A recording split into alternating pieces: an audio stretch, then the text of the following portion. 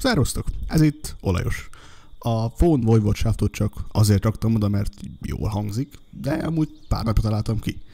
Ellentétben az olajossal, ami vagy 8 éve ragadt rám kézilabda edzésen. De be kell vallani, hogy az olajos Phone Voivodeshaft nagyon lit. Ha bárki máshogy gondolja, akkor a jó k***a.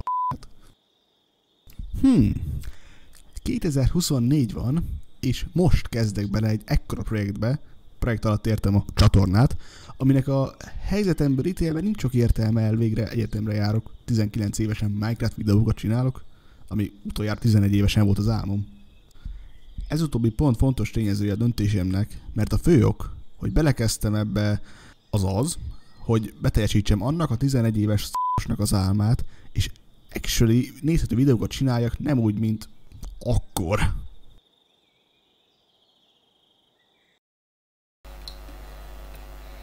Na, dizájnos kis tető. Már csak valahogy meg kell csinálni, az Enderman ne jöjjön be. Ugye én Endermanektől félek az egyik legjobban.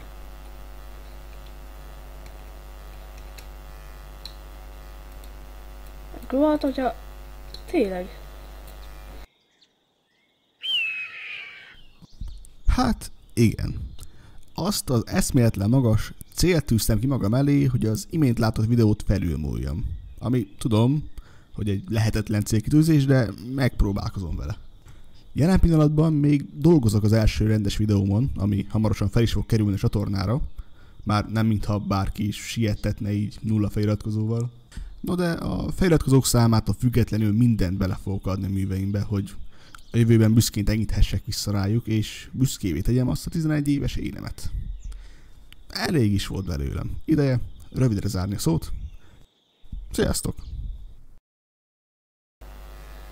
Szerintem itten ennyi lett volna ez a videó. Én Mr. Buszkalakó voltam, és